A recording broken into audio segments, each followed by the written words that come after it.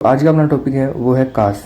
ठीक है, कास रोग में हम सबसे पहले इसका परिचय देखेंगे, फिर निरुक्ति, फिर निदान, फिर संप्राप्ति, घटक, पूर्व रूप, फिर इसके भेद देखेंगे, हर भेद का निदान और हर भेद का लक्षण देखेंगे, फिर इसकी साध्यता असाध्यता के बारे में देखेंगे, फिर कुछ विशेष पॉइंट देखेंगे जो एमसीक्यूज में डायरेक्ट पूछे जाते हैं। ठीक है, तो स्टार्ट करते हैं। सबसे पहले आता है परिचय।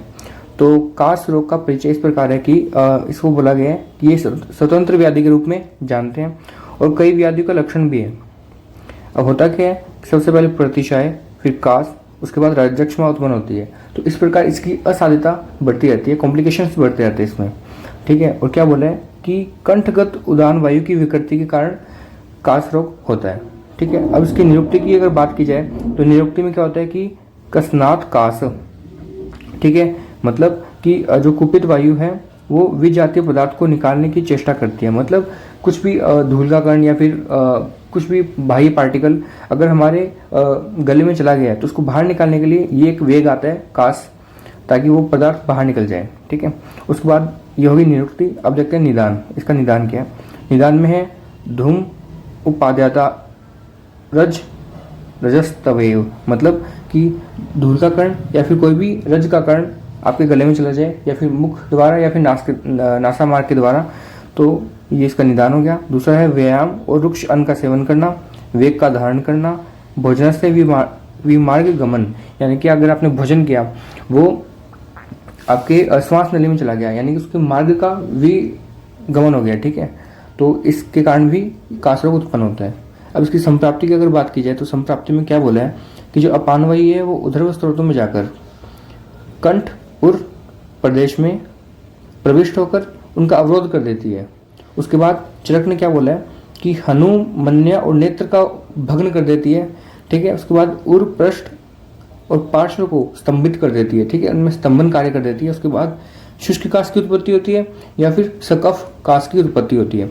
वहीं सुश्रुत ने क्या बोला है कि प्राणवायु और उदान वायु फटे हुए कांस्य पात्र के समान शब्द उत्पन्न करती है और वही कुपित वायु कफ और पित्त दोनों को मिलाकर मुख से सहसा निकाल देती है। इसको बोलते हैं कास। ठीक है, अब इसके घटक की बात करते हैं तो घटक में सबसे पहले आएगा दोष।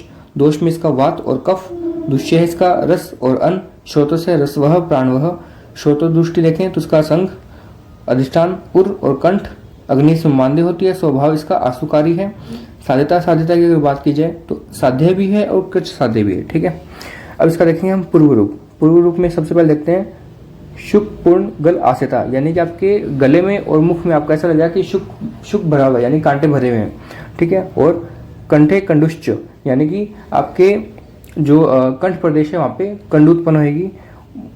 फिर लिखा हुआ है भोजनाम अवरोधश्च, यानी कि भोजन में अवरोध उत्पन्न होगा। ठीक है, अगला है गल तालु लेप, और आपको ऐसा लगेगा कि आपका जो गला है और जो तालु है वो पूरा लेपित किया हुआ है।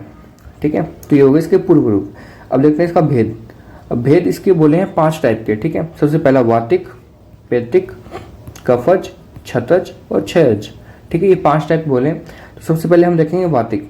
वातिक में क्या होता है कि वातिक में सबसे पहले इसका निदान देखेंगे। निदान में क्या बोला है कि रुष्क, शीत और कषाय ऐसे द्रव्यों का सेवन करने से। दूसरा अल्प और प्रमित भोजन करने से।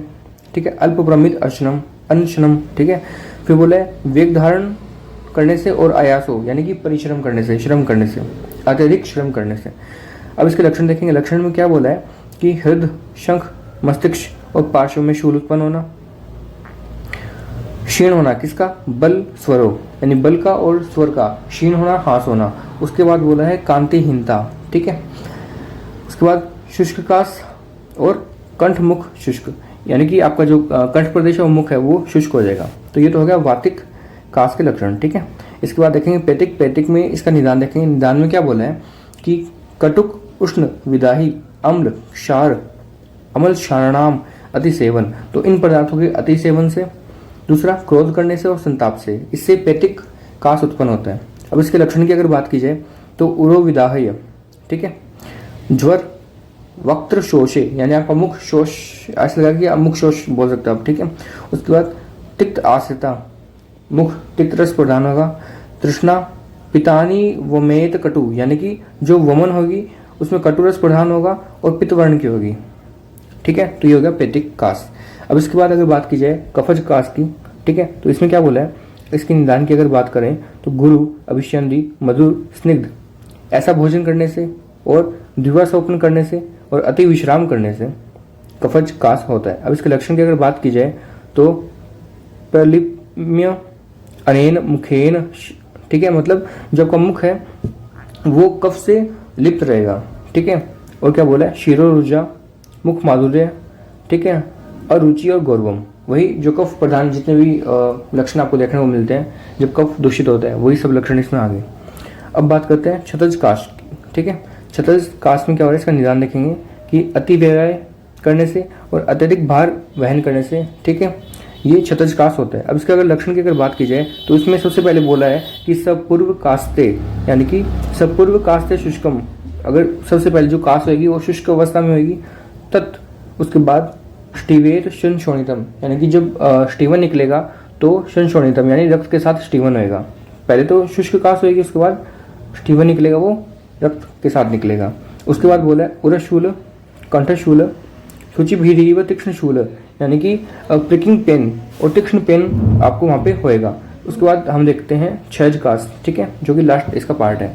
अब इसमें इसका निदान देखेंगे। निदान में बोला है विषम और साथ में भोजन करना, अति व्यय, घृणा सोचना, यानी कि जो घृणित पदार्थ है उसके बारे में भी चिंता करना, सोचना, तो ये हो गए इसके निदान। अब इसके लक्षण देखेंगे। लक्षण में क्या बोला है कि दुर्गंध हरित रक्त स्टिवेत पुय, यानी कि दुर्गंध युक्त हरित वर्ण या फिर रक्त वर्ण का स्टीवन निकलेगा, ठीक है, पुय मतलब थोड़ा दुर्गंधित भी होगा। अब हृदय मनते चेष्टम श्रीमद दर्शन लोचनम, मतलब कांति युक्त, ठीक है, कांति युक्त लोचन होगा इसमें, ठीक है। उसके बाद मुख वर्ण त्वक, ये कैसे हो जाएंगे, स्निग्ध हो जाएंगे, स्वच्छ हो जाएंगे। उसके बाद पानी पाद तले संलक्षण, यानी जो आपके हाथ और पैर है, हाथ पैर के जो तलवे हैं वो संरक्षण यानी चिकने चिकने हो जाएंगे। उसके बाद बोला है भिन्न सहत वर्चस्व और स्वर भेद इसमें होगा, ठीक है। अब इसका देखते हैं साध्यता असाध्यता। तो इसमें बोला है कि जो वातिक कास है, पैतिक कास है, कफज कास है, ये तीनों कैसी है, साध्य है। उसके बाद जो क्षतज और क्षयज है वो कैसी है, याप्य है, ठीक है। अगर जराजन्य यानी कि बुढ़ापे के साथ आपकी उम्र जैसे जैसे बढ़ रही है, अगर वैसे कास हुआ है तो वो कैसी है, याप्य है, ठीक है। संसर्ग यानी कि दो दोष के कॉम्बिनेशन से अगर कुछ बना है, दो दोषों के कॉम्बिनेशन से अगर वो कास हुई आपको, वो भी कैसी है, याप्य होगी। क्षीण पुरुष में अगर क्षतज कास होगा तो वो भी असाध्य, यानी कोई जिसका ऐसा कोई पुरुष है जिसका बल पहले से कमजोर है, ठीक है, उसमें क्षतज कास हो गई तो वो कैसी हो जाएगी, असाध्य हो जाएगी, ठीक है। अब कुछ विशेष पॉइंट ऐसे देखेंगे जो कि MCQs में डायरेक्ट पूछे जाते हैं। ये एक लाइन आपको दे देंगे और बोलेंगे मतलब ये कौन सी डिजीज का लक्षण है या कौन सी व्याधि का लक्षण है, ठीक है। तो सबसे पहले देखेंगे वातिक। तो वातिक में क्या बोला है, उदर्भ वातस्य जीर्ण अने, ठीक है। पित्तज में क्या बोला है, प्रततम कासमानश्च ज्योतिषीव च पश्यति, ठीक है। कफज में क्या बोला है, कासमानो या रुक वक्ष, ठीक है। क्षतज में क्या बोला है, पारावत इव कुंचन, पारावत इव कुंचन, ये इंपॉर्टेंट है। क्षतज कास वाला ये जो है, ये जो मैंने बोला क्षतज कास का पारावत इव कुंचन, ये थोड़ा इंपॉर्टेंट है। तो इस प्रकार कास चैप्टर कंप्लीट होता है, ठीक है। और अगर आपको इसके नोट्स चाहिए है ना, तो आपको मैं इंस्टाग्राम फॉलो करना होगा, इसका लिंक मैं आपको कमेंट सेक्शन में दे दूंगा। और क्या करना होगा, वहाँ पे आके इंस्टाग्राम फॉलो कर लेना मेरा, वहाँ पे फिर आप मेरे को DM करना, तो मैं ये जो नोट्स है वो आपको पर्सनली शेयर कर दूंगा, ठीक है।